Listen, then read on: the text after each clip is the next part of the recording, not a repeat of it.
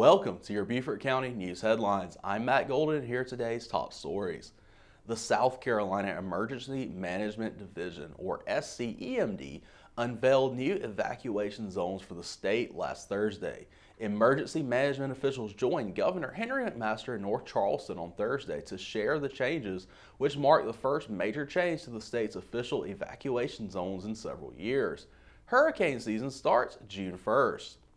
The updated evacuation zones were designed to better reflect the state's potential hazards and population distribution, according to emergency management officials. The new zones regard factors such as storm surge risk, flood susceptibility, and evacuation routes to ensure more accurate and effective evacuation orders, officials state. These zones include enhanced accuracy, expanded coverage, clear communication, and community engagement. The updated 2024 evacuation zones can be found online at hurricane.sc/no-your-zone. Two low-country teams brought home soccer championships on Saturday. Hilton Head Prep and Holy Trinity girls both won the SC Independent School Soccer Championships in matchups of all area teams. The Dolphins defeated John Paul II 1-0 to win the SCESA Class 3A championship, while Holy Trinity won the SCESA Class A2A championship with a 2-0 win over Beaufort Academy. The championship matches were moved from Columbia to Hilton Head. SCESA usually allows championships to be moved from venues if two teams from the same area are playing against each other. In girls basketball earlier this year, Hilton Head Christian's championship game against John Paul II was moved from Sumter to USC Beaufort. In Holy Trinity and Beaufort Academy's case, the schools were only separated by 13 miles, and HHP and John Paul II are only 26 miles apart. Teachers and staff from across the county were recognized as some of the best and brightest at their schools and will have a chance to be recognized as a district-wide winner this fall. Over 60 teacher and staff members were recognized by their peers this year. One of them was computer science teacher Seth Canoza, who also specializes in game design and animation for Beaufort High School. It was very unexpected. It was an awesome feeling. I got to see my wife and my daughter come in and surprise me, so it was really awesome seeing them and my parents as well, said Canoza, who was named Beaufort High's Teacher of the Year.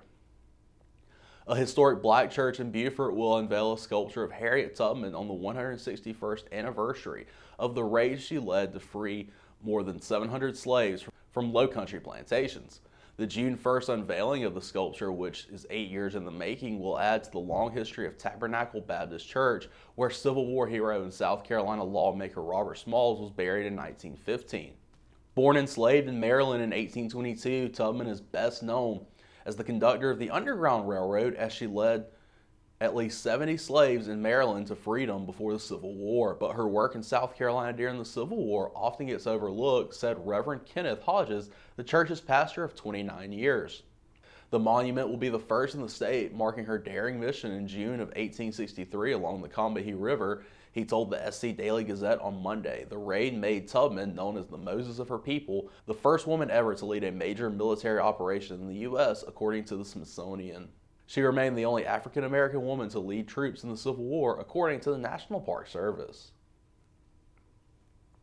For more information on any of these stories, please check the sources on the screen. Thanks for tuning in to today's Beaufort County News Headlines. Have a great day, Beaufort County.